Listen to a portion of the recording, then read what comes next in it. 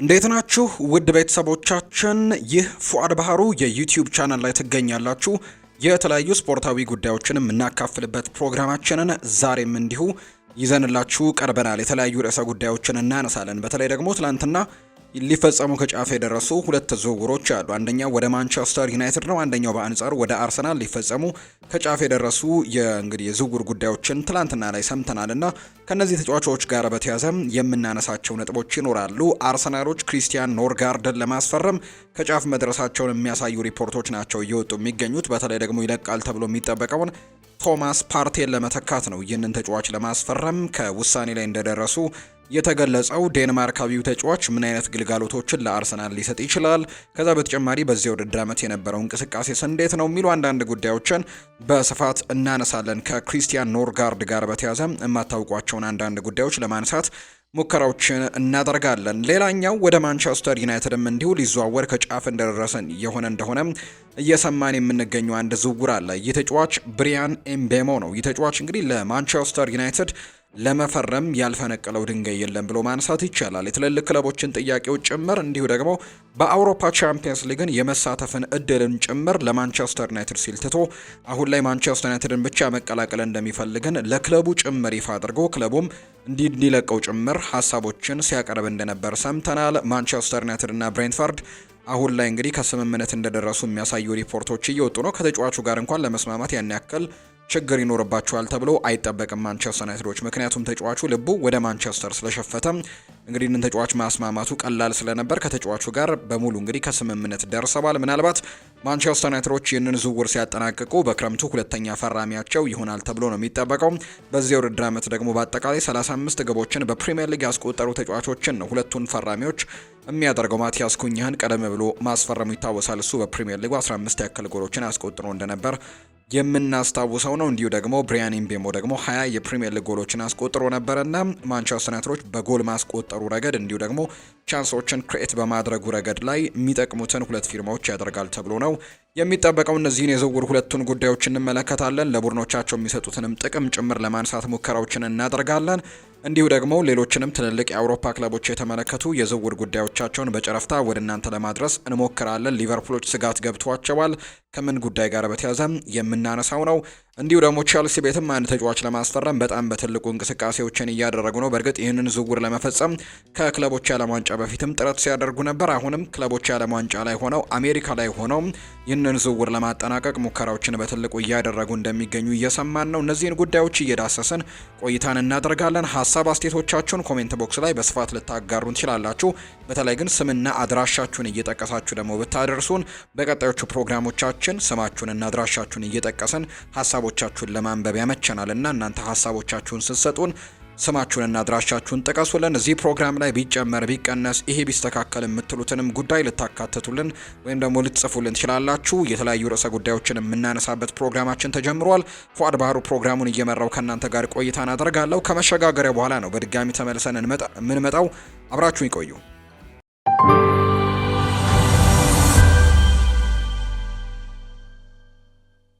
ተመልሰን መጣን። ውድ ቤተሰቦቻችን የጥያቄና መልስ ፕሮግራም ከዚህ በፊት ወደ እናንተ ስናደርስ እንደነበር የሚታወስ ነው። በዛሬ ፕሮግራማችን ላይ ግን ይህ ፕሮግራማችን አይኖርም። በነገው ፕሮግራማችንና ከነገው ጀምሮ በሚኖሩ ፕሮግራማችን ላይ በድጋሚ የጥያቄና መልስ ፕሮግራማችን የሚቀጥል ነው የሚሆነው። ስለምትከታተሉን ከልብ አድርገን እናመሰግናለን። ወደ ዋና ርዕሰ ጉዳዮቻችን እናምራ። የአርሰናልን የኖርጋርደን ጉዳይ የክሪስቲያን ኖርጋርደን ጉዳይ በማስቀደም እንጀምር። ክሪስቲያን ኖርጋርደን ለማስፈረም አርሰናሎች እንግዲህ ከስምምነት መድረሳቸውን የሚያሳዩ ሪፖርቶችን ከትላንትና ጀምሮ ሰምተናል። ከዛ በተጨማሪ ደግሞ እንዲሁ ተጫዋቹም ወደ አርሰናል መዘዋወርም እንደሚፈልግ ጭምር የሰማንበትን ትላንትና የዝውውር ቀን ያሳለፍ ነው። እንግዲህ ይህ ዝውውር ትላንትና ነው መነሳት የጀመረው። ትላንትናውኑ ደግሞ ለመስፈጸም ከጫፍ የደረሰበትን አጋጣሚ ተመልክተናል። በዚህ የዝውውር መስኮት አርሰናሎች ከበርከት ካሉ ተጫዋቾች ጋር ስማቸው በተደጋጋሚ ጊዜ ሲነሳ እየሰማን ነው። የነ ቪክተር ዮከርሽ ጉዳይ አለ፣ የነ ቤንጃሚን ሼስኮ ጉዳይ አለ። ሌሎችም ተጫዋቾች ተደጋጋሚ ጊዜ ስማቸው ይነሳል። የነ ሮድሪጎ ጓይሽ፣ ማርቲን ዙቤሜንዲ ጭምርም በተደጋጋሚ ስማቸው ሲነሱ የነበሩ ተጫዋቾች ናቸው። ነገር ግን የክሪስቲያን ኖርጋርድ ጉዳይ ትላንትና ነው መነሳት የጀመረው። እንዲሁ ደግሞ ትላንትና ነው ለመጠናቀቅም ከጫፍ እንደደረሰ የሚያሳዩ ሪፖርቶች የወጡት። የሕክምና ምርመራውን እንዲያደርግ ጭምር ፍቃድ ተሰጥቶታል አሁን ላይ ክሪስቲያን ኖርጋርድና ይህንን ተጫዋች በፍጥነት ነው አርሰናሎች ለማዘዋወር እንቅስቃሴዎችን አድርገው ለማጠናቀቅም ከጫፍ የደረሱት። የዚህ ተጫዋች መምጣት እንግዲህ አርሰናሎች የሚጠብቁት አይነት ዝውውር አልነበረም። ምክንያቱም ስሙ በስፋትም ሲነሳ አልነበረም ከአርሰናል ጋር። የአርሰናል ደጋፊዎችም ይህንን ስም በተደጋጋሚ ጊዜ በጆሮአቸው ሲሰሙት አልነበረም። ነገር ግን በአንዴ ሊፈጸምበት የቻለ አንድ ምክንያት አለ። ይኸውም የቶማስ ፓርቴ የኮንትራት ጉዳይ ነው። ቶማስ ፓርቴና አርሰናል ኮንትራት መፈራረማቸው ላይ እንግዲህ ከስምምነት መድረስ አልቻሉም። የ31 ዓመቱ ጋናዊው ኮከብ ለአርሰናል እንግዲህ በጣም ትልቅ ግልጋሎትን የሚሰጥ የተከላካይ አማካይ እንደሆነ ይታወቃል። በመከላከሉ ረገድ ብቻ ሳይሆን በማጥቃቱ ረገድም እጅግ ቆንጆ የሚባል እንግዲህ አስተዋጽኦችን ሲያደርግ እንደነበር የምናስታውሰው ነው። ከአትሌቲኮ ማድሪድ አርሰናል ከደረሰ በኋላ እንግዲህ አርሰናሎችን በተለያዩ አጋጣሚዎች ሲጠቅም ተመልክተናል። ነገር ግን አንዳንድ ጥያቄዎች ይነሱበት ነበር። በተለይ ከጉዳት ጋር በተያያዘ አርሰናል በወሳኝ ሰዓት ላይ ይህንን ተጫዋች የዚህን ተጫዋች አገልግሎት በሚፈልግበት ወሳኝ ሰዓት ላይ በጉዳት ምክንያት ይህንን ተጫዋች ሲያጡት እንደነበሩ የምናስታውሰው ነውና ይሄ ጥያቄ ግን ዘንድሮ አልነበረም። በዘንድሮ የውድድር ዓመት አርሰናሎች የዚህን ተጫዋች ግልጋሎት በደንብ አግኝተዋል። በጉዳት ምክንያት በወሳኝ ጊዜያቶች ላይ ማጣት አልቻሉም። እንደውም ከጉዳት ይልቅ እንደውም በቅጣት በአንድ ጨዋታ ላይ ከፓሪስ ሰን ዠርሜን ጋር በነበረው የመጀመሪያ ጨዋታ ላይ ይህንን ተጫዋች ማጣታቸው በትልቁ ጎርቷቸው እንደነበር እናስታውሳለን። ከጉዳት ጋር በተያያዘ ግን ያን ያክል አርሰናል በጣም በሚፈልገው ሰዓት ላይ ይህንን ተጫዋች አላጣውም ነበር። ዘንድሮ በጉዳቱ ምክንያት እንግዲህ አርሰናሎች ይህንን ተጫዋች እንግዲህ ማጣት አልቻሉም ነበርና ምናልባት በሚቀጥለው የውድድር ዓመት በዚሁ የሚቀጥል ከሆነ ለአርሰናል በጣም በትልቁ ግልጋሎትን ይሰጣል ብለው በርካቶች ግምቶቻቸውን ሲያስቀምጡ ነበር። ነገር ግን ያ ነገር አሁን ላይ ሊሆን አልቻለም። ባለፉት የውድድር ዓመታት አርሰናል በሚፈልገው ሰዓት በጉዳት ምክንያት ጨዋታዎችን ሳያደርግ ቀርቶ ዘንድሮ ኮንትራቱን እንዲያራዝም ድርድሮችን ሲያደርግ ግን ደሞዝ ጭማሪን መጠየቁ በርካቶችን አበሳጭቷል። በተለይ በአርሰናል በኩል ያሉ ሰዎችን አበሳጭቷል። አሁን ቡድኑን ሊክስ የሚችልበት እድሎችን ማግኘት ነበረበት፣ ወይም ቡድኑን ሊክስ የሚችልበት አጋጣሚን ነበር መፍጠር የነበረበት። ጥያቄዎችን ወይም ደግሞ የገንዘብ ጭማሪዎችን ከመጠየቅ ይልቅ የሚሉ አይነት ሀሳቦችም ሲነሱ እየሰማን እንገኛለን። ከአርሰናልና ከቶማስ ፓርቴ የኮንትራት ጉዳይ ጋር በተያያዘ እንግዲህ ሰሞኑን እንደውም ከአትሌቲኮ ማድሪድ እንዴት ወደ አርሰናል እንደተዘዋወረ አንድ ሀሳቡን ሲሰጥ ነበር። ከወኪሉ ጋር በተያያዘ ይህን ዝውውር እንደተቀበለው የሚያሳዩ ሪፖርቶች ይወጣሉ። ከአትሌቲኮ ማድሪድ ጋር ኮንትራቱን ለማራዘም ከጫፍ ደርሶ እንደነበርና ተስማምቶም እንደነበር ነገር ግን እንግዲህ የደንበኛው ወይም ደግሞ የወኪሉ ጥቅም ግን ስላልተጠበቀ ወደ አርሰናል ለመዘዋወር መምረጡን የሚያሳዩ ሪፖርቶችን ሲያወጡ ሰምተናል። የአትሌቲኮ ማድሪዱ ፕሬዝዳንት እንግዲህ ሴሬዞ ይህንን ዝውውር እንግዲህ ወይም ይህንን እንግዲህ ኮንትራት የቶማስ ፓርቴን በአትሌቲኮ ማድሪድ የሚቆይበትን ኮንትራት ሊያጸድቁ ሲሉ እንግዲህ ይመለከቱታል ማለት ነው። ወኪሉን የ10% ኮሚሽንን ይህንን አልተቀበሉትም። 3% ኮሚሽን ብቻ እንዲሆን ነበር የፈለጉትን እነሱም። ከዛ በመቀጠል ግን እንግዲህ ተጫዋቹ የወኪሉን ጥቅም ለማስጠበቅ ሲል ወደ አርሰናል ዝውውሩን ማድረጉ እንደገለጸም ሰሞኑን እየተዘገበ ነበር። ከኮንትራት ጋር በተያያዘ ግን አሁን ላይ ከአርሰናል ጋር ከስምምነት መድረስ አልቻለም። ባለፉት የውድድር ዓመታት ከአትሌቲኮ ማድሪድ ከመጣ በኋላ በጣም ጥሩ ግልጋሎቶችን ለአርሰናል መስጠቱን እናስታውሳለን። አሁን ግን ኮንትራቱን ለማራዘም ከስምምነት አለመድረሱን ተከትሎ አርሰናሎች አሁን ላይ ይህንን ተጫዋች በመልቀቅ ሌሎች ተጫዋቾችን በዚህ ቦታ ላይ ለመተካት እቅዱ እንዳላቸው ነው እየተገለጸ የሚገኘው። በተለይ ግን እንግዲህ ማርቲን ዙቤሜንዲን ማስፈረማቸውን ተከትሎ አርሰናሎች እንግዲህ አሁን ላይ የቶማስ ፓርቴ ደግሞ ይቆያል ብለው ስለጠበቁ ቀጣይ ሙሉ ትኩረታቸውን በአጥቂ መስመር ላይ ወይም ደግሞ በማጥቃቱ አማራጮች ላይ ዝውውሮችን ለማድረግ ሙከራዎችን እንደሚያደርጉ ሲገለጽ ነበር። ነገር ግን ያ ነገር ሳይሆን ቀርቶ ቶማስ ፓርቴ ለመልቀቅ በመገደዱ ምክንያት ሌሎች ተጫዋቾችን ለማስፈረም አሁንም በገበያው ላይ መንቀሳቀሳቸው አይቀሬ እንደሆነ ተገልጿል። በአማካይ ስፍራ ላይ ደግሞ የሱን ቦታ ለመሸፈን ክሪስቲያን ኖርጋርድን የሚባል ተጫዋችን ለማስፈረም ሙከራዎችን እያደረጉ ነው። ቶማስ ፓርቴ ዘንድሮ ከ38 የፕሪሚየር ሊግ ጨዋታዎች ወይም 38 ፕሪሚየር ሊግ ጨዋታዎች ናቸው በአንድ ሲዝን የሚኖሩትና ከ38ቱ ከሌሎች ዓመታቶቹ በተለይ የ35ቱን የፕሪሚየር ሊግ ጨዋታዎች መጫወት የቻለበትን አጋጣሚ ተመልክተናል። 4 ጎሎችን አስቆጥሯል። 2 አሲስቶችን ማድረግ የቻለበትንም አጋጣሚን የተመለከትነው። ከ35ቱ ጨዋታዎች 82 በመቶዎቹ ጨዋታዎችን በቋሚ አስተላለፍ ውስጥ ወይም በጀማሪ 11 አስተላለፍ ውስጥ ሆኖ ነው የጀመረው። ከነዚህ ጨዋታዎች በአጠቃላይ ደግሞ ከተሰለፈባቸው 35 ጨዋታዎች መካከል ደግሞ በአቬሬጅ 82 በመቶ እንግዲህ 82 ደቂቃዎች ያክል በሜዳ ላይ ሲያሳልፍ እንደነበር የሚያሳዩ ሪፖርቶች ናቸው እየወጡ የሚገኙትና ቶማስ ፓርቴ ዘንድሮ በደንብ ግልጋሎቶችን ሰጥቷል። በተከላካይ አማካይ ላይ ግልጋሎትን ሲሰጥ ነበር። በሴንትራል ሚድፊልደር ቦታ ላይ እንዲሁ በመሃል አማካይ በአማካይ ላይም ቦታዎች ላይ አገልግሎት ሲሰጥ ነበር። እንዲሁ በአንዳንድ ጨዋታዎች ላይ ጭምር አሰልጣኝ ሚኬል አርቴታ ይህንን ተጫዋች በቀኝ የተከላካይ ስፍራ ላይ ሲጠቀሙት እንደነበር እናስታውሳለን። ጥቅሙ ያን ያክል የጎላ ነው ወይ? ጥያቄዎች የሚያስነሱ የነበሩ ቢሆንም ነገር ግን ለዚህ ቡድን ግን በቀኝ የተከላካይ ስፍራ ላይ ጭምር ሲጫወት እንደነበር የምናስታውሰው ጉዳይ ነውና ኮንትራቱ ደግሞ በዚህ ክረምት መጨረሻ ላይ መጠናቀቁን ተከትሎ ተጫዋቹ ይለቃል ተብሎ ነው አሁን ላይ እየታሰበ የሚገኘው። የሚለቅበትም እድሉ በጣም እንደሰፋ ጭምር ይሄ ጋናዊ የ31 ዓመት ቶማስ ፓርቴ እየተገለጸ ይገኛል። ስለዚህ አርሰናሎች ተተኪውን ማፈላለግ ነበረባቸውና አሁን ላይ ያንን እያደረጉ ይገኛሉ። በአጠቃላይ 50 ሚሊዮን ዩሮ ወጥቶበት እንደመጣ የሚታወስ ነው ከአትሌቲኮ ማድሪድ ወደ አርሰናል ሲቀላቀል። አሁን ላይ ግን በነፃ ክለቡን ሊለቅ የሚችልበት ከጫፍ እንደደረሰ የሚያሳዩ ሪፖርቶች እየወጡ ይገኛሉ። አርሰናል ደግሞ እሱን ለመተካት አሁን ላይ ክሪስቲያን ኖርጋርድን ለማስፈረም ሙከራዎችን እያደረጉ ይገኛሉ። ከዚህ በፊት በእርግጥ በተከላካይ አማካይ ስፍራ ቦታ ላይ አርሰናሎች ከሌላ አንድ ተጫዋች ጋር ስማቸው ሲነሳ ነበር። ይህ ተጫዋች ሉሲያና ጉሜ የሚባል ተጫዋች እንደነበር እናስታውሳለን። የሲቪያ ተጫዋች ነው። ይህ ተጫዋች እንግዲህ ሉሲያና ጉሜን ለማስፈረም ሙከራዎችን ሲያደርጉ ነበር። ፈረንሳዊ ተጫዋች እንደሆነ ይነገራል። ትውልዱ ምንም እንኳን ከካሜሮን የሚመዘዝ ቢሆንም ነገር ግን በዜግነት ፈረንሳዊ ነው ይህ ተጫዋች። አሁን ደግሞ የዓለም ዋንጫ እንግዲህ በአንደር 21 ቡድን ውስጥም እየተጫወተ እንደሚገኝ ይታወቃል። ተጫዋች ጥሩ ግልጋሎትንም ለዚህ ቡድን እየሰጠ ይገኛል። በኋላ ላይ የሶስቱን ተጫዋቾች ንጽጽሮችን እናነሳለን። ያላቸውን የጨዋታ አገልግሎት ወይም ደግሞ ሜዳ ላይ የሚሰጡትን እንግዲህ እንቅስቃሴና ሜዳ ላይ የሚሰጡትን አስተዋጽኦችን በኋላ ላይ የሶስቱን የሉሲያና ጉሜ የቶማስ ፓርቴንና የክሪስቲያን ኖርጋርድን እናነሳለንና አርሰናሎች ምናልባት ከዚህ ተጫዋች ጋር ስማቸው በተደጋጋሚ ሲነሳ ነበር። ምክንያቱም ቶማስ ፓርቴ በዚህ የውድድር ዓመት ቢቀጥል እንኳን በሚቀጥለው የውድድር ዓመት ከአርሰናል ጋር ላይቀጥል የሚችልበት እድል ሰፊ ነው። ይህ ተጫዋች ደግሞ ገና ታዳጊ ከመሆኑ ጋር በተያያዘ ለአርሰናል ለረጅም ጊዜ ግልጋሎቶችን እንደሚሰጥ ይታመንበት ስለነበር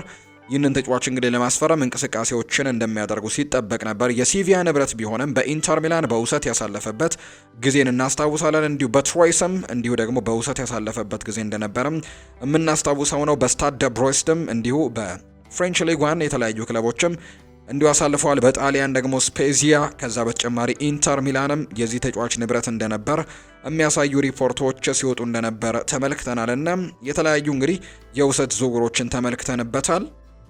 አሁን ላይ ግን በቋሚ ንብረትነት የሲቪያ ተጫዋች እንደሆነ እየተገለጸ ይገኛልና በሲቪያም ጥሩ ግልጋሎቶችን ዘንድሮ መስጠት ችሏል። 35 ያክል መርሃ ግብሮችን በስፓኒሽ ላሊጋ ዘንድሮ ማድረግ የቻለበትን አጋጣሚ ተመልክተናል። አንድ ጎል አስቆጥሯል። እንዲሁ ደግሞ 3 አሲስቶችን ማድረግ የቻለበትንም አጋጣሚ ነው የተመለከትነው ይህ ተጫዋች እና ይህንን ተጫዋች ለማስፈረም ነበር አርሰናሎች ሉሲያና ጉሜን ለማስፈረም ነበር ሙከራዎችን ሲያደርጉ የነበሩት። ነገር ግን አሁን ላይ የቶማስ ፓርቴ መልቀቅ አስቸኳይ ሆነና እንግዲህ በፕሪሚየር ሊጉ ልምድ ያለውን ተጫዋች ማምጣት የተሻለ ይሆናል ተብሎ ስለታሰበ ከሉሲያና ጉሜ ይልቅ ክሪስቲያን ኖርጋርድን ዴንማርካዊውን የተከላካይ አማካይ ለማስፈረም ምርጫቸው አድርገዋል። ክሪስቲያን ኖርጋርድ 31 ዓመቱ ላይ የሚገኝ ተጫዋች ነው። ዴንማርካዊ እንደሆነ ይገለጻል። በዘንድሮው የውድድር ዓመት 34 የፕሪሚየር ሊግ ጨዋታዎችን ለብሬንትፈርድ ማድረግ ችሏል። በቶማስ ፍራንክ ስር 31 ያክል ጨዋታዎችን አድርጓል። 5 ግቦችን አስቆጥሮ 4 አሲስቶችን ማድረግ የቻለበትን አጋጣሚ ተመልክተናል። 9 ግቦች ላይ ቀጥተኛ ተሳትፎን ማድረግ የቻለበትን አጋጣሚ ነው ዘንድሮ የተመለከት ነው። ይህ ተጫዋች በአብዛኛው በመከላከሉ ላይ ትኩረቱን እንደሚያደርግ በርከት ያሉ ቁጥሮችን መመልከት ይቻላል። የተለያዩ ቁጥራዊ መረጃዎችን ከተመለከትን ይህ ተጫዋች አብዛኛው የመከላከል ስራዎች ላይ በጣም ጠንካራ እንደሆነና ነገር ግን በማጥቃቱ ስራዎች ላይ ግን ከሁለቱም እንግዲህ ከቶማስ ፓርቴም ከሉሲያና ጉሜም የወረዱ ቁጥሮች እንዳሉት በማጥቃቱ ረገድ ላይ እንደሆነ ይገለጻል። አርሰናል ደግሞ በአብዛኛው ፖሴሽን ፉትቦልን የሚከተል አይነት ቡድን ነው። ኳሱን ለረጅም ሰዓት በእግራቸው ላይ የሚያቆይ አይነት ቡድን ነውና በማጥቃቱ ላይ የተሻለ አማራጮችን እንደሚፈልግ ይታወቃል። በእርግጥ ማርቲን ዙቤሜንዲን አምጥተዋል። ከኳስ ጋር ምቾት ያለው ወደፊትም እየሄደ ደግሞ ቡድኑን ማገዝ የሚችል አይነት ተጫዋችን እንግዲህ ማርቲን ዙቤሜንዲን ማምጣታቸው ይታወቃል። ነገር ግን በአንዳንድ ጨዋታዎች ምናልባት ማርቲን ዙቤሜንዲ እንግዲህ ጨዋታውን አርሰናሎች እየመሩ ከሆነ እንደ ክሪስቲያን ኖርጋርድ አይነት ተጫዋቾች ደግሞ በመሃል ሜዳው ላይ ቢኖሩ የተሻለ አማራጭ ሊሰጣቸው እንደሚችል ይታመናል። ነገር ግን ክሪስቲያን ኖርጋርድ ግን በማጥቃቱ ረገድ ላይ እጅግ ረከም ያሉ ቁጥሮች እንዳሉት ነው የሚገለጸው። እንግዲህ ምስሎችን እናሳያቸዋለን። እነዚህ 3 ተጫዋቾች ክሪስቲያን ኖርጋርድ፣ ቶማስ ፓርቴና ሉሲያና ጉሜ በ2024-25 የውድድር ዓመት ያሳለፏቸውን ቁጥሮች በምስል ላይ እናስመለክታችኋለን። ያላቸውን የመከላከል አቅም ያላቸውን የማጥቃት አቅሞችን የሚያሳዩ ቁጥሮችን በደንብ እየተመለከትን እንገኛለን። ሁለቱም ቶማስ ፓርቴና ክሪስቲያን ኖርጋርድ 31 ዓመት ላይ ነው የሚገኙት። ሉሲያና ጉሜ በአንጻሩ የ23 ዓመት ተጫዋች ነው። ዱዌልሶች ላይ እንግዲህ ክሪስቲያን ኖርጋርድ 57 ቁጥሮች እንዳሉት ነው የሚያሳየው። በአንጻሩም ቶማስ ፓርቴ 84.7 እንዲሁ ደግሞ ሉሲያና ጉሜ 81.2 እንደሆነ ይነገራል። 50-50 በሆኑ ቦሎች ላይ የማሸነፍ ንጻሪያቸው ነው ይሄም። ከዛ በተጨማሪ ደግሞ በመከላከል አገልግሎቶች ላይ 79.2 እንግዲህ እንደሆነ ይታወቃል። ክሪስቲያን ኖርጋርድ የተሻሉ ቁጥሮች ያሉት ከሁለቱም ተጫዋቾች በተሻለ 49.9 ነው ቶማስ ፓርቴ። በአንጻሩ ሉሲያና ጉሜ 75.3 እንደሆነ ቁጥሮቹ ያሳያሉ። በዚህ ላይ እንግዲህ በመከላከሉ ላይ የተሻለ ቁጥር እንዳለው ያሳያል። ተጫዋች ክሪስቲያን ኖርጋርድ እንዳልኳችሁ ቀደም በመከላከሉ ላይ በጣም ጥሩ አገልግሎቶችን እንደሚሰጥ የሚታወቅ ተጫዋች። ሌላኛው ቁጥራዊ መመዘኛ ፕሮግሬሲቭ ኬሪስ የምንለው ነው። በዚህ ቁጥር ደግሞ ከሁለቱ ተጫዋቾች ማለትም ከቶማስ ፓርቴና ከሉሲያና ጉሜ በጣም ዝቅ ያለ ቁጥራዊ መረጃ ነው በዚህ ላይ የተመለከትነው። ሁለት ብቻ ነው እንግዲህ የተጫዋች እንዳለው የሚነገረው። ሌሎቹ ግን 67.5 አካባቢ እንዳላቸው የሚያሳዩ ቁጥሮች ያሉ። ፎርዋርድ ፓስስ ደግሞ ወደፊት የሚደረጉ ደግሞ ፓሶችን በማድረግም 71.8 ነው ያለው ክሪስቲያን ኖርጋርድ የአማካይ ተጫዋች ከመሆኑ ጋር በተያያዘ እነዚህ አይነት ቁጥራዊ መረጃዎች ላይ ሰፋ ያሉ ነገሮች ይኖራቸዋል። በአጠቃላይ ግን ምስሉ ላይ የምትመለከቱት አይነት ቁጥሮች ነው። ክሪስቲያን ኖርጋርድም ቶማስ ፓርቴም ሉሲያና ጉሜም ዘንድሮ በክለቦቻቸው በብሬንትፈርድ በአርሰናል እና እንዲሁ ደግሞ በሲቪያ ያስመዘገቡትና በመከላከሉ ረገድ የተሻሉ ቁጥራዊ መረጃዎች ያሉት ክሪስቲያን ኖርጋርድ፣ ነገር ግን በማጥቃቱ በኩል ላይ ግን አርሰናሎች እንግዲህ ይህን አገልግሎት እንደሚፈልጉት ይታወቃል። በማጥቃቱ ረገድም የሚያገዛቸው ተጫዋች ይፈልጋሉ። ምክንያቱም ፖሴሽን ፉትቦልን ነው የሚከተሉት። በርከት ያሉ ደቂቃዎች ላይ አብዛኛዎቹ እንግዲህ የመከላከል ባህሪን አይደለም የሚያሳዩት የማጥቃት ባህሪን ነው የሚያሳዩትና ኳሶችን እንግዲህ ከማቋረጥም ባለፈ እንግዲህ ወደፊትም ጠጋ ብሎ ደግሞ ተጫዋቾቹን ማገዝ ደግሞ የዚህ ቦታ ተጫዋች አስፈላጊ ጥቅሙ እንደሆነ ይነገራል። ክሪስቲያን ኖርጋርድ በመከላከሉ ላይ በጣም ጠቃሚ ተጫዋች እንደሆነ ቢገለጽም በማጥቃቱ ላይ ግን የተሻሉ ነገሮች አርሰናል እንደሚያስፈልገው ነው እየተገለጸ የሚገኘው። ዶሚናንት የሚባል አታኪንግ ባህሪ የለውም ይህ ተጫዋች። በዲፌንሲቭ እንግዲህ በመከላከሉ ነገሮች ላይ ግን በጣም ጥሩ እንደሆነ እየተገለጸ ይገኛል። ትራዲሽናል የምንለው አይነት የተከላካይ አማካይ እንደሆነ ነው የሚነገረው ወይም ደግሞ አርቴታ ዙቤሜንዲን እንግዲህ ያስፈርሟል በማጥቃቱ ረገድ ላይ የሚጠቅመው አይነት ተጫዋች። ስለዚህ የዚህ ቦታ ላይ ደግሞ ባላንስ ለማድረግ ሊጠቀምበት ይችላል ተብሎ ነው የሚታሰበው። በእርግጥ የተዘዋወረው ለጥቂት እንግዲህ ጊዜያቶች እንደሆነ ይታወቃል። እድሜውም 31 ነው። በሚቀጥሉት የውድድር ዓመታቶች ላይ በዚህ ቦታ ላይ በትልቁ ሊመለከቱ የሚችሉት ዝውውር እንደሆነ ይታመናል። አሁን ላይ ግን ክሪስቲያን ኖርጋርድን ለማስፈረም ከጫፍ መድረሳቸውን ተገልጿል። ክለቡ ብሬንትፈርድም ይህ ተጫዋች ወደዚህ ክለብ ማምራቱን እንደፈለገ ስለተመለከተም ተጫዋቹ እንዲለቅም ፍቃድ ሰጥተውታል። የሕክምና ምርመራም እንዲያደርግ ፍቃዶች ጭምር እንደተሰጡት የሚያሳዩ ሪፖርቶች እየወጡ ይገኛሉ። በቀጣይ ተጫዋች የአርሰናል ተጫዋች ይሆናል ተብሎ ይፋ ይደረጋል ተብሎ ነው የሚታሰበው። እስካሁን አርሰናሎች ከዚህ ተጫዋች ጋር አንድ ላይ 3 ዝውውሮችን ፈጽመዋል ማለት ነው። ግብ ጠባቂ ኬፓ አሪዛባላጋን ማስፈረማቸው ይታወሳል። ሌላኛው ማርቲን ዙቤሜንዲ ነው። በቀጣይ ደግሞ የተለያዩ ተጫዋቾች ላይ ትኩረታቸውን ያደርጋሉ ተብሎ ነው የሚጠበቀውና ቤንጃሚን ሼስኮ፣ ከዛ በተጨማሪ ቪክተር ዮከርሽ፣ የሮድሪጎም ዝውውር ጉዳይ እስካሁን እልባት አላገኘምና በእነዚህ ተጫዋቾች ዝውውር ላይ ደግሞ አርሰናሎች እንግዲህ በደንብ አገልግሎቶችን ለማግኘት ዝውውሮችን ለመፈጸምም እንቅስቃሴ ያደርጋሉ ተብሎ እንደሚጠበቅ የሚያሳዩ ሪፖርቶች አሁን ላይ እየወጡም ነው የሚገኙት።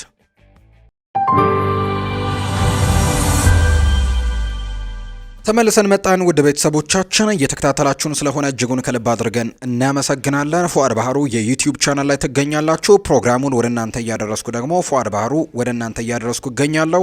ስለምታደምጡንም ስለምትከታተሉንም ከልብ አድርገን እናመሰግናለን። ሀሳብ አስተያየቶቻችሁን አሁንም ኮሜንት ቦክስ ላይ መጻፋችሁን እንድትቀጥሉ ነው በአክብሮት የምንጋብዘው። የማንቸስተር ዩናይትድ እና የብሪያን ኤምቤሞን ጉዳይ ደግሞ እንመልከት። ማንቸስተር ዩናይትዶች ባለፈው የውድድር ዓመት ካስመዘገቡት እጅግ አስከፊው የውድድር ዓመት በኋላ ዘንድሮ ራሳቸውን ለማጠናከር በተለይ ደግሞ አዲሱ አሰልጣኝ ሩበን አሞሪም በእርግጥ በርከት ያሉ ጊዜያቶች ወደ 6-7 አካባቢ ወሮች ሆነውታል ይህንን ቡድን ከተቀላቀለ።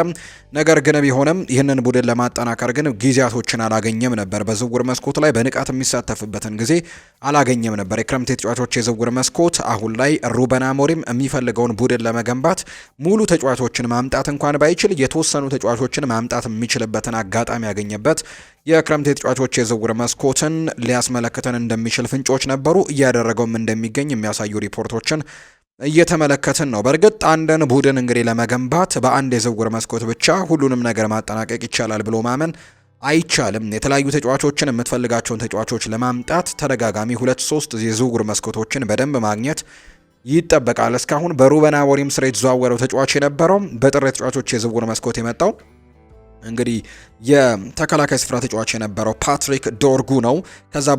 ከዛ በኋላ በዚህ የክረምት የተጫዋቾች የዝውውር መስኮት ማቲያስ ኩኛህን ማስፈረም ችለዋል። እነዚህ ሁለት ተጫዋቾች በአሰልጣኙ ይሁንታ የመጡ ተጫዋቾች ናቸው። እነዚህ ሁለት ተጫዋቾች ብቻ ናቸው እስካሁን ድረስ እንግዲህ ቡድኑ ላይ የጨመራቸው ተጫዋቾች። እነዚህን ደግሞ በደንብ ማዋሃድና ሌሎችንም ተጫዋቾች መጨመር ደግሞ ለማንቸስተር ዩናይትድ አሰልጣኝ ሩበን አሞሪም የተሰጠ ኃላፊነት ነው። በሚቀጥለው የውድድር ዓመት እንግዲህ በትልቅ ደረጃ በጣም በትልቁ ለዋንጫ የሚጠበቅ አይነት ቡድን መስራት ሳይሆን ቢያንስ እንኳን የተሻሉ እንቅስቃሴዎችን ማሳየት የሚችል ቡድንና ቢያንስ እንግዲህ እንደ እቅዳቸው መሰረት ከሆነ ቶፕ 6 ውስጥ መጨረስ ወይም እስከ 6ኛ ደረጃ ድረስ መጨረስ ለማንቸስተር ዩናይትድ የቀጣዩ የውድድር ዓመት ትልቁ ኢላማ እንደሚሆን ነው የሚነገረው። እነ ኦማር ቤራድ እንዲሁ የአነስተኛ ድርሻ ባለቤት የሆኑት ሰር ጂም ራትክሊፍም ጭምር ሲናገሩ ማንቸስተር ዩናይትድ 2028 አካባቢ ላይ ነው የፕሪሚየር ሊጉን ዋንጫ ለማንሳት እንግዲህ እቅዶችን ነድፎ እየተንቀሳቀሰ የሚገኘውና ይህንን ለማድረግ የተለያዩ የዝውውር መስኮቶችን ተጠቅመው ቡድኑን ቢውልድ ለማድረግም ሙከራዎችን እንደሚያደርጉ ጭምር እየተገለጸ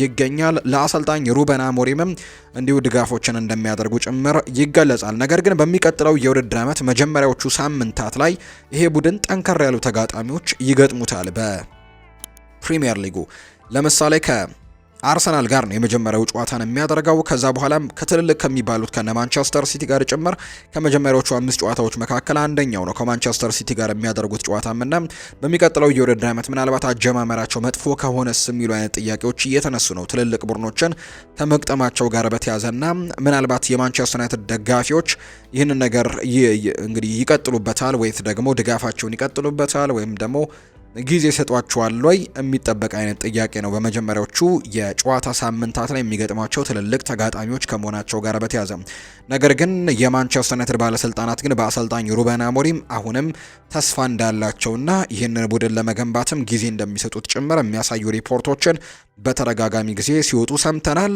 እንግዲህ ያንን ደግሞ ቡድኑን ቢውልድ ለማድረግ ደግሞ የሚጠቅሙ ተጫዋቾችን በዚህ የዝውውር መስኮት ለማስፈረም አሁንም በእንቅስቃሴ ላይ ነው የሚገኙት። የተለያዩ ተጫዋቾችን ለመልቀቅ በዝግጅት ላይ ናቸው ማንቸስተር ዩናይትድ። እነ ማርከስ ራሽፎርድ፣ እነ ጄደን ሳንቾ፣ እነ አንቶኒ እንዲሁ ደግሞ ሌሎችም እነ አሌሃንድሮ ጋርናቾ ጭምር እንደሚለቁ ነው የሚጠበቀው። እንግዲህ ከነዛ ተጫዋቾች ከመልቀቃቸው ጋር በተያያዘ ደግሞ ሌሎች ተጫዋቾች በቡድን ውስጥ በደንብ መተካት እንዳለባቸው ይታመናል። እስካሁን እንግዲህ ማቲያስ ኩኛህን ከወልቨርሃምፕተን ወንደረርስ ብራዚላዊውን ተጫዋች ማስፈረም ችለዋል። በፕሪሚየር ሊግ 15 ግቦችን በዘንድሮው የውድድር ዓመት ለቪቶር ፔሬራ ወልቨርሃምፕተን ወንደረርስ ማስቆጠር ችሏል። በማንቸስተር ዩናይትድም የተሻለ ግልጋሎት ሊሰጥ እንደሚችል በርካቶች ግምቶችን እየሰጡ ነው። ቀጣዩ ፈራሚ ይሆናል ተብሎ የሚጠበቀው ደግሞ ካሜሮናዊው ብሪያን ኤምቤሞ ነው። ይህ ተጫዋች በፕሪሚየር ሊጉ ዘንድሮ 20 የፕሪሚየር ሊግ ጎሎችን ማስቆጠር ችሏል። ለቡድኑ ብሬንትፈርድም ጭምር ትልቅ ግልጋሎትን ሰጥቷል። በተለይ ብሬንትፈርድ ሲነሳ ዩኤን ዊሳ እና እንዲሁ ደግሞ ብሪያን ኢምቤሞ ዘንድሮ በጣም ትልቅ ግልጋሎትን ሰጥተዋል። በማጥቃቱ በተለይ ጎሎችን በማስቆጠሩ ረገድ በፕሪሚየር ሊጉም ከፍተኛ ግብ አስቆጣሪ ከነበሩት ከነ መሐመድ ሳላህ ከዛ በተጨማሪ ከነ አሌክዛንደር ኢሳክ እና እንዲሁ ኤርሊንግ ሃላንድ በመቀጠል ብዙ ግቦችን ካስቆጠሩ ተጫዋቾች መካከል አንደኛው ነው ካሜሮናዊው ብሪያን ኤምቤሞ። ስለዚህ ማንቸስተር ዩናይትድ ሁለተኛ ፈራሚ ሊያደርገው እንደሚችል እየተገለጸ ይገኛል። እነዚህ ሁለት ተጫዋቾች ማለትም ማቲያስ ኩኛህና ብሪያን ኤምቤሞ ወደ እዚህ ቡድን የተቀላቀሉት እንግዲህ በማንቸስተር ዩናይትድን ከልባቸው ስለሚወዱ ማንቸስተር ዩናይትድን ከልባቸው ስለሚደግፉ እንደሆነ ነው እየተገለጸ የሚገኘው እንጂ ሌሎች በርከት ያሉ ጥቅማ ጥቅሞችን የሚያገኙበት እንዲሁ ደግሞ በርከት ያሉ የአውሮፓ ቻምፒየንስ ሊግ ተሳትፎችን ጭምር ማግኘት የሚችሉባቸው ጥያቄዎች ቀርበውላቸው እነዛን ጥያቄዎች በሙሉ ውድቅ አድርገው ነው ወደ ማንቸስተር ዩናይትድ ልባቸው ፈልጎ እንደመጣም የተገለጸው። አሰልጣኝ ሩበን አሞሪም አንድ ነገር ሲናገር ከዚህ በፊት ሰምተናል። ወደ ማንቸስተር ዩናይትድ መምጣት የሚፈልግ ማንኛውም ተጫዋች የአውሮፓ ቻምፒየንስ ሊግ ተሳትፎን አገኛለሁ አላገኝም በሚል ሂሳብ ሳይሆን ዩናይትድን የሚወድና ለዩናይትድ መጫወት የሚፈልግ ብቻ አይነት ጥሩ ስብዕናና ጥሩ ወኔ ያለው ተጫዋች ብቻ ነው ማስፈረም የምንፈልገው የሚል አይነት ሀሳብን ሲሰጡ እንደነበር እናስታውሳለን። ቪክተር ዮከርሽ ከዚህ ጉዳይ ጋር በተያያዘም እንግዲህ ተቃውሞዎች በማንቸስተር ዩናይትድ የተነሳበት ነው።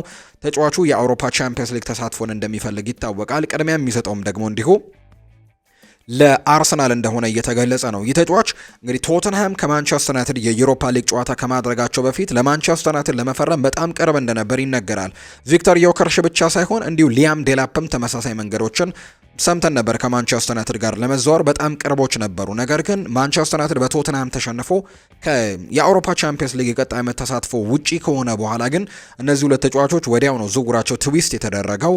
የሊያም ዴላፕ ወደ ቼልሲ የተቀላቀለበትን ዝውውር እናስታውሳለን። ከዛ በተጨማሪ ደግሞ እንዲሁ የቪክተር ዮከርሽም ወደ አርሰናል መሄድን በትልቁ ምርጫው እንዳደረገ የምናስታውሰው ነውና አሰልጣኝ ሩበን አሞሪም እነዚህን ዝውውሮች ከተመለከቱ በኋላ እንደሆነ ይገለጻል ይህንን ሀሳብ እንደሰጡም የሚታመነው። እነዚህ ማቲያስ ኩኛህና ብሪያን ኢምቤሞ ግን በኒውካስል ዩናይትድ፣ በአርሰናል፣ በሌሎችም ትልልቅ ክለቦች ጭምር የአውሮፓ ቻምፒየንስ ሊግ ተሳታፊ የሆኑ ክለቦች ጭምር እነዚህን ተጫዋቾች ለማስፈረም ጥያቄ ቢያቀርቡም እነዚህ ሁለት ተጫዋቾች ግን ልባቸው ለማንቸስተር ዩናይትድ ብቻ እንደሆነ ገልጸው ማንቸስተር ዩናይትድን መቀላቀልን ምርጫቸው አድርገዋል። እንደውም ማቲያስ ኩኛህ ሲናገር ከዚህ በፊት ከልጅነቱ ጀምሮ የማንቸስተር ዩናይትድ ደጋፊ እንደነበር፣ አያቱ ቤት ኳስን እንደሚመለከት፣ የፕሪሚየር ሊግ ጨዋታዎችን ቤተሰቡ በሙሉ ተሰብስቦ አያቱ ቤት ሄዶ ኳሶችን በልጅነቱ ሲመለከት እንደሚያስታውስና ያኔ ደግሞ በልጅነቱ አያቱ ቀንደኛ የማንቸስተር ዩናይትድ ደጋፊ እንደነበሩ እሱንም የማንቸስተር ዩናይትድ ደጋፊ እንዲሆንም እንደሚነግሩት እንደነበርና ከልጅነቱ ጀምሮ ማንቸስተር ዩናይትድ ልቡ ላይ ታተመው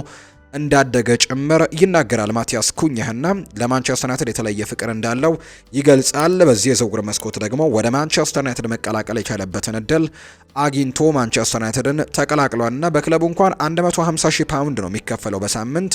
ይህ ክፍያ ደግሞ እንግዲህ ትልልቆቹ ተጫዋቾች የሚያገኙት አይነት ገንዘብ እንኳን አይደለም። ማንቸስተር ዩናይትድ ውስጥ እነ ብሩኖ ፈርናንዴዝ፣ እነ ካርሎስ ካሴሜሮ፣ እነ ማርከስ ራሽፎርድም ተለቅ ያሉ ገንዘቦችን እነ ጄደን ሳንቾም ጭምር እንደዛ እንደሚከፈላቸው ይታወቃልና ማቲያስ ኩኛ ግን 150 ሺህ ፓውንድ ነው የሚያገኘው። ብሪያን ኢምቤሞም ከዚህ ገንዘብ ጋር ተቀራራቢ የሆነ ክፍያ እንደሚያገኝ ነው እየተገለጸ የሚገኘው። ያን ያክል የተጋነነ እንኳን የሳምንታዊ ደሞዝ ከዚህ ቡድን አላገኙ። ነገር ግን ማንቸስተር ዩናይትድ መጫወት ስለሚፈልጉ ብቻ ቡድኑን ለመቀላቀል መስማማታቸው እየተነገረ ይገኛል። ቀጣዩ ፈራሚ እንደሚሆን ይጠበቃል። ተጫዋቹ ከመጀመሪያው ጀምሮ ከዩናይትድ ጋር ከስምምነት ደርሷል። የሚቀረው የነበረው የክለቡ ብሬንትፈርድና የማንቸስተር ዩናይትድ ስምምነት ነበር።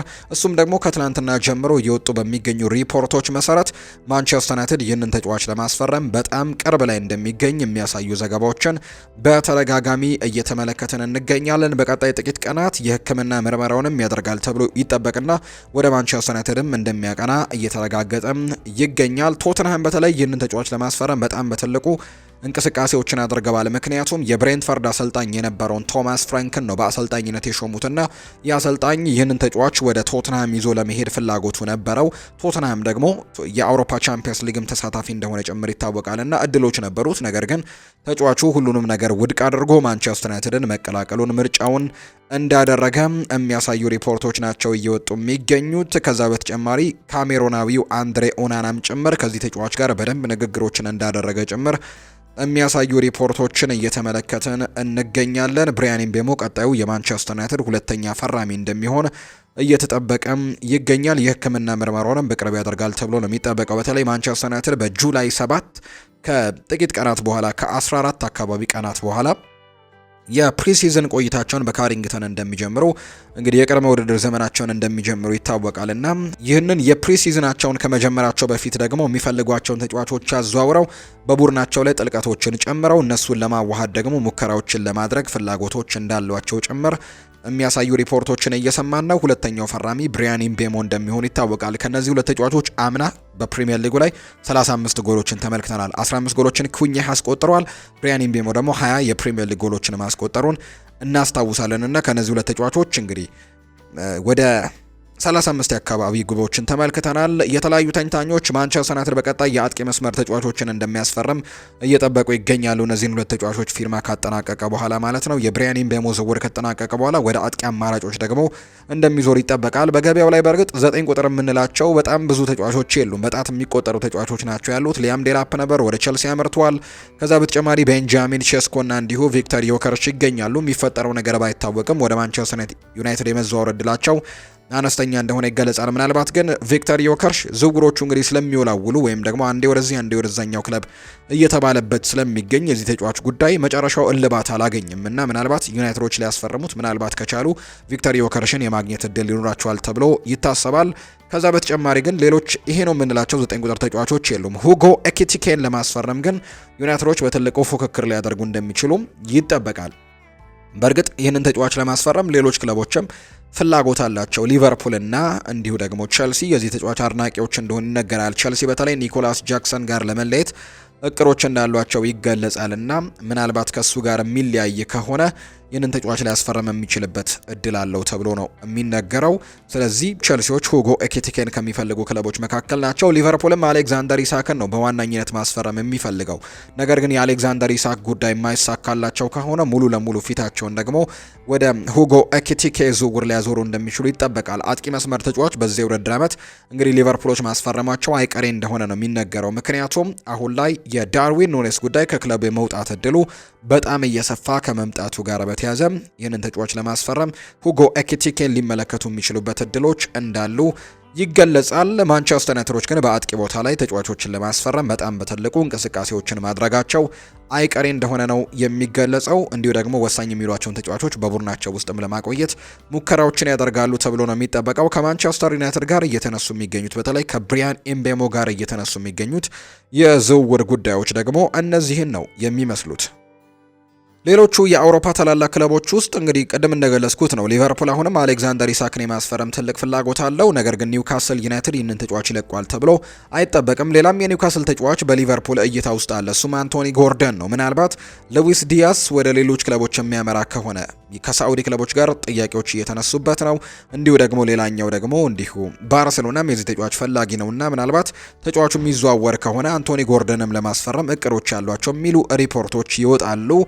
ከዛ በተጨማሪ ግን የአሌክዛንደር ኢሳክም ዝውውሮች ያሉ፣ ነገር ግን ሁለቱም ወሳኝ ተጫዋቾች በኒውካስል ዩናይትድ ቤት ይለቃሉ ተብሎ አይጠበቅም። ኒውካስል እነዚህን ወሳኝ ተጫዋቾችን ማቆየት ይፈልጋል። በሚቀጥለው የውድድር ዓመት በአውሮፓ ቻምፒየንስ ሊግ በሌሎችም ውድድሮች ላይ ተፎካካሪ መሆን ስለሚፈልግ ቸልሲ ቤት ጄሚ ባይኖ ጌቲየንስን የተመለከተ መረጃ ነው እየወጣ የሚገኘው። ይህንን ተጫዋች ለማስፈረም በጣም ቅርብ እንደሆኑ የሚያሳዩ ሪፖርቶችን እየሰማን እንገኛለን። ጄሚ ባይኖ ጌቲየንስ ወደ እንግዲህ ቸልሲ የማምራቱ እድል በጣም እየሰፋ መጥቷል። ይህንን ተጫዋች ያስፈርሙታል ተብሎ ነው የሚጠበቀው። በተለይ በቀኝ የማጥቃቱ አማራጭ ላይ ደግሞ እገዛዎችን ይሰጣቸዋል ተብሎ ይታሰባል። ጄደን ሳንቾ ወደ እናት ክለቡ ወደ ማንቸስተር ዩናይትድ ተመልሷል። የኖኖ ማንዱዌኬ አቋም ደግሞ እየዋዠቀ ነው። ፔድሮ ኔቶ ጥሩ ተጫዋች እንደሆነ ይገለጻል። ነገር ግን አጋዥ ያስፈልገዋልና ጄሚ ባይኖ ጌቲየንስ ይኖራል ተብሎ ይታሰባል። እንዲሁ ደግሞ ማካይሎ ሙድሪክም በቅጣት ምክንያት ለዚህ ቡድን ግልጋሎት እየሰጠ አይገኝምና አሁን ይህንን ተጫዋች ለማስፈረም እንቅስቃሴ ማድረጋቸው አይቀሬ ነው እየሆነ የሚገኘው።